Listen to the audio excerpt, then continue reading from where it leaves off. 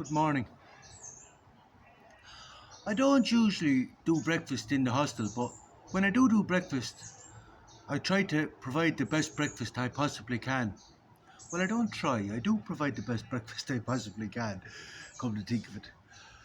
But I'm thinking about this morning because the other day I had 10 Italians booked in, and when I looked at their booking on, I said it included breakfast. And I said, well, if it included breakfast, I'll honour that, you know. I'll honour the fact that it includes breakfast. So I was laughing with one fella and I was saying, what will I give them for breakfast? I'll give them a continental breakfast, which would be a croissant, a coffee, and a fag. That's the continental breakfast. And I was laughing about this, but I said to myself, you know, that'd be. I, if I booked into a place, I wouldn't be impressed if I got that for breakfast now because it's not that I have expectations, but it's just that I wouldn't consider that a substantial breakfast. A croissant, a coffee, and a fag. Uh, so if I wouldn't consider it a substantial breakfast, I wouldn't give it to them. You know, because it's not about us. It's about giving them the best breakfast I can possibly give them if I'm going to do breakfast at all. It's not about, it's not about being mean about it. Like, it's not about being mean about it or being tight about it. That's not the way I work. I don't care about the money. The money's preferred indifferent. I try to provide the best experience I can. That's for me and then the money is preferred indifferent. You know how it works.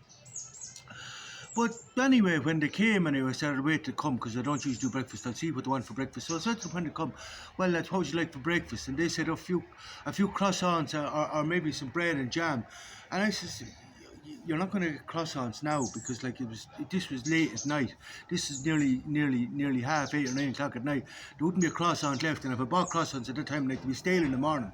So I couldn't give them croissants anyway. And he said, we'll have an Irish breakfast. They said, we'll have an Irish breakfast, but we don't want any sausages. And I said, well, you can't have an Irish breakfast with no sausages. That's the first thing. And the second thing, I says, I don't have a professional kitchen there. I says, I'm not going to be able to knock out 10 breakfasts for 8 o'clock, 10 Irish breakfasts for 8 o'clock. I says, no, not a chance. I said, I'll give you a Bulgarian. And they said, well, whatever you do. And I said, well, I don't usually do breakfast, but I'll give you a Bulgarian breakfast. You're in Bulgaria. Would you be happy with a Bulgarian breakfast? They said, oh, yeah, that's fine. Yeah, Bulgarian breakfast, that's grand. I said, that's grand. Bulgarian breakfast it is. So I got off to the shop. I bought everything I needed for the Bulgarian breakfast. I bought the tomatoes, the oil, the butter. I had to buy sugar, salt, cucumbers, white cheese. White cheese is not cheap. Bulgarian white cheese. But I bought all the everything I needed for the breakfast for 10. At the farmer's walk at home. You know, farmer's walk is a weight in each hand. Put the shoulders back and walk home 3.7 kilometers with the 2 bags. But farmers walked it home anyway, and the next morning I made the breakfast, and I think it was a fine feast. It was a buffet and a fine feast now compared it was a platter of tomatoes, a platter of cucumbers, a platter of white cheese, 3 different kinds of bread, There was tea, there was coffee. There was olive oil, there was oregano, there was basil, there was everything. It was a feast. But I left it out for them anyway. This is the part, you see, with no expectations. I remember, you're always be conscious of the fact if someone cooks for you, you appreciate the cooking. Like I said to them, breakfast is ready, lads, breakfast is ready 8 o'clock. And they sat around chatting and smoking fags for about half an hour. So it's a good thing it wasn't a hot breakfast But I just said to myself, that's not within my control. I sort of expected this bullshit from the universe anyway. I expected this bullshit, to be blasé about the fucking thing after all my effort. But this is the thing. I can only do my best, and after that, then it's out of my control. All I can do is my best. My intent and my best is all that matters. My effort, give my best effort, and my intent is all that matters. So my intent was to give them the best breakfast I possibly can, and I did my best in that regard. And that's all I need care about. But anyway, I went in to eat the breakfast. And I was sitting outside. I said, just thinking to myself, I wonder if these fuckers going to leave me anything at all. Because I got it. I was going to wait till they were finished. And then, oh, eggs, fucking 20 eggs. And I was, 20 boiled eggs as well. And I was there thinking to myself, what are these fuckers going to leave me anything at all? Because I waited until they were gone for me to get mine. But sure, when I went in anyway, they went on, see, sweet. And when they went on, then I went in and all the fuckers ate was a couple of cups of coffee and a couple of slices of bread, butter and jam. I just looked for a minute and I just says to myself, you fuckers. And then I just says, sure, no worries, all the more for me. As I say, I did my best. That's all that's in my control. This is like the creativity process. Like, do your best and detach from the outcome. So I did detach from the outcome. It didn't matter a fuck to me whether they liked it or they didn't like it or they ate or they didn't eat. What difference should it make to me? It makes fuck all difference to me. Now, if they had to appreciate it and like it so best, but that's not within my control. That is not within my control. So I just said to myself, right, that's fine. And even whether they like it or they didn't like it, the Bulgarian breakfast, the Irish breakfast, or I didn't say to myself, oh, maybe I should have made them an Irish breakfast. I should have my fucking arse. There's nothing wrong with the Bulgarian breakfast. It's the absolute best of food. It's the breakfast of champions. You have all your antioxidants. You have your fats, you have your olive oil, you have your white cheese. You have your salt and the white cheese, but I'm after changing my mind about this. I used to say about the salt, when I started on the steroids first, I said stay off the salt, don't touch salt with a barge pole. I said it'll retain water, blow up your whole face. But I've changed my mind in this regard. You need salt in your diet. And I've learned this from experience. You need salt in your diet. Because like you get dehydrated in this really hot sun, really hot days lately, and really hot humid days, and you lose so much sweat, you get completely dehydrated. You'll be just fuck going around if you didn't have salt in your diet. You need salt in your diet, and the Himalayan salt, if you can afford it, is the best. But you need salt in your diet, so you need the salt in the white cheese. And actually, I'm sprinkling a little salt on the cucumbers and the tomatoes as well. But the great thing is they're full of antioxidants, so you don't hold any toxins. They'll drink a good sup of water and you don't retain the water. The breakfast is perfect. The breakfast is perfect.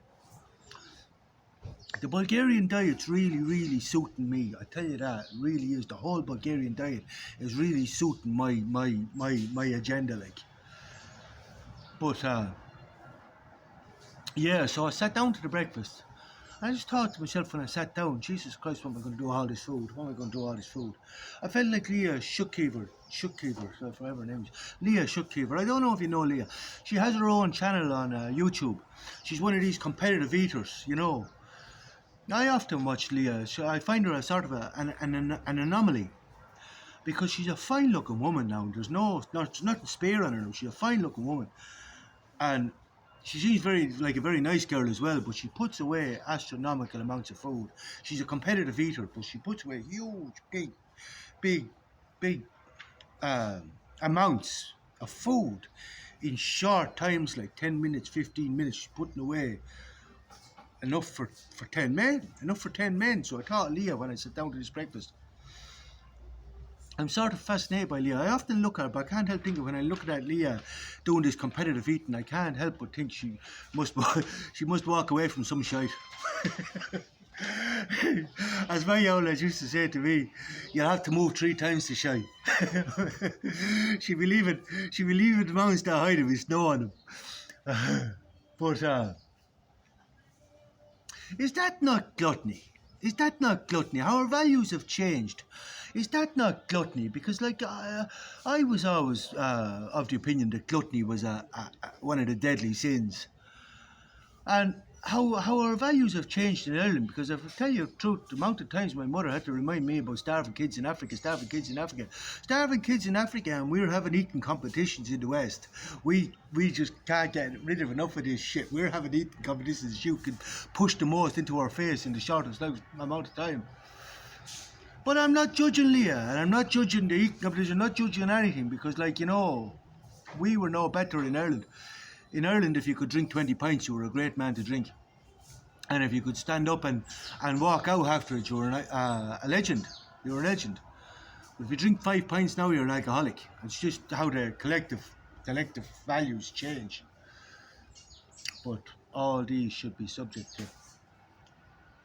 things.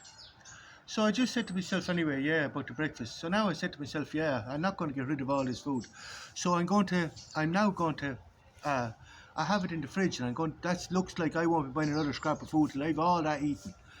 Because like, I just said to the universe, well, it looks like this is my diet for the next few days. Is going to be the tomato, cucumber, bread, and white cheese, the Bulgarian diet. Only across the day, I'll be eating this 3 times a day. But this is another experiment for me, and this is for me is what bodybuilding is all about. The experimenting, the trying new things, and the constant change and everything, and watching the changes. This was I always loved about bodybuilding. And now I used to get a bit fat, and I used to get really lean, and I used to get all sorts of results. Like when I was finished fasting the other day, I went into a fast. When I finished in the gym the week before, remember I was out of the gym for a week there. I finished at 92 kg.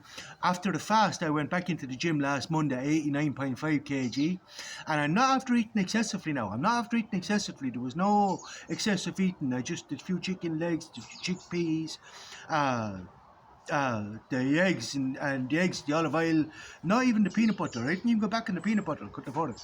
And uh, I got on the scales yesterday in the gym, 93.6, and it's fairly solid. Like my arse is like a stone, and I'm beginning to feel like a powerhouse in the gym again. Fucking stronger.